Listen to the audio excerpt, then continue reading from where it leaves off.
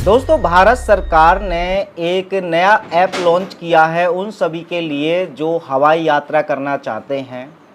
डिजी यात्रा नाम का ये ऐप, अब इसके क्या क्या नकारात्मक प्रभाव हो सकते हैं हमारे जीवन पर, वो हम इस वीडियो में जानेंगे। उससे पहले आइए आपको बता देता हूँ कि पूरी खबर क्या है।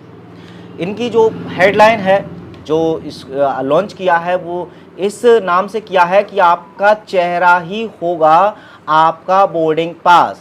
जो अभी तक सिक्योरिटी के लिए आपकी जांच की जाती थी, अब वो करने की ज़रूरत नहीं है। केवल आपकी आई स्कैन करके आपकी पूरी जांच हो जाएगी। Aerospace, space, defence to security and transportation company Thales भारतीय एयरपोर्ट ऑपरेटरों के साथ काम कर रही है, जिससे एयरपोर्ट पर आपकी सुरक्षा की जांच के मामले में किसी से संपर्क किए बिना, किसी को देखे बिना आप आसानी से यात्रा कर सकते हैं।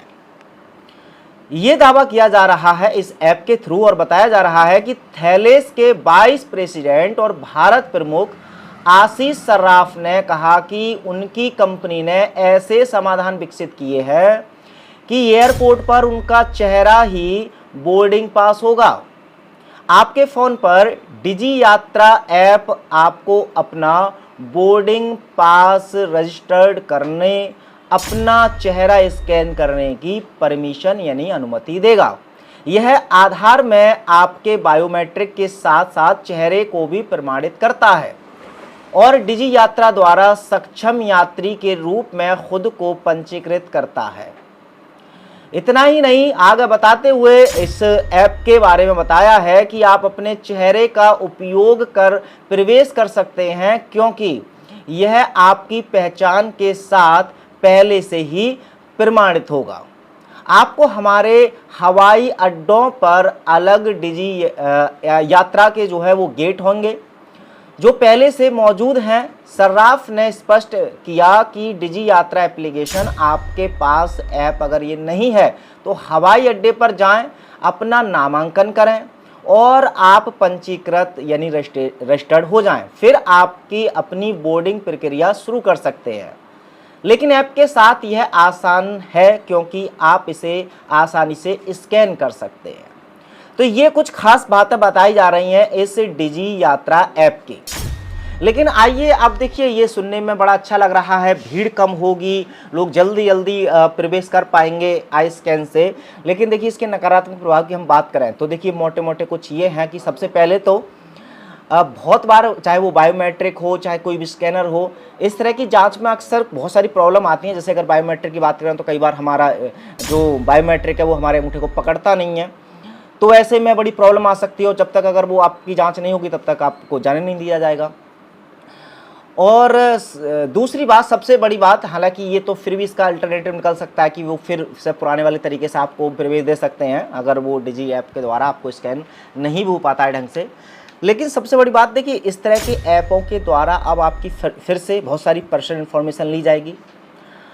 आपको हर एक वो जानकारी देनी पड़ेगी जिससे आप ट्रैक हो पाएँ, तभी तो वो जांच कर पाएंगे ना कि आप सही हैं गलत हैं, वही व्यक्ति हैं जो जिसने टिकट बुक किया है। तो ये सारी चीज़ें वेरीफाई करने के लिए करना क्या होता है, सरकार आपका डाटा लेगी, पर्सनल डाटा लेगी। अब जो भी डाटा आप इस ऐप के थ्रू देंगे, अब ये ऐप इंटरनेट पर है, इंटरनेट पर कोई भी जानकारी, अच्छा वो सरकार डाले चाहे आप खुद डालें, कोई भी ऐसी जानकारी नहीं है जिसको हैक नहीं किया जा सकता। अगर बाई चांस ये ऐसा होता है कि हम सबका डाटा जो हम ऐप के थ्रू इन सब लोगों को दे रहे हैं, वो डाटा अगर हैक होता है या इसका मिसयूज होता है, और होगा, बहुत सारी बार हुआ भी है ऐसा, तो ऐसा नहीं कह सकते कि ये हो ही नहीं सकता, संभावना है। तो अगर ऐसा होता है तो प्राइवेसी नाम की तो कोई चीज़ आपके पास बचेगी नहीं। पहला तो ये हो गया।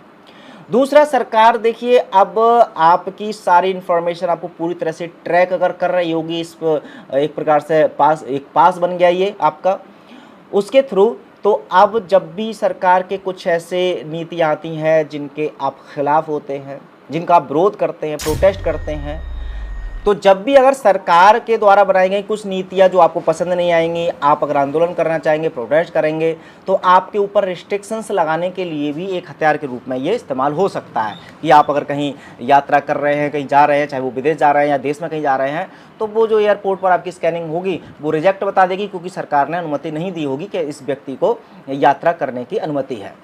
तो जब जब हम डिजिटलाइजेशन की तरफ लगातार बढ़ते जा रहे हैं और सरकार को अपना डाटा, अपने जो जीवन की कमान है वो देते जा रहे हैं, तो एक तो फ़ायदा अब जिनको नज़र आ रहा है उनको हो सकता है फ़ायदा भी नज़र आ रहा हो, लेकिन सबसे ज़्यादा नकारात्मक इसका ये है कि आपकी स्वतंत्रता, आपकी फ्रीडम, आपकी प्राइवेसी, इन सब की धज्जियाँ उड़ रही हैं।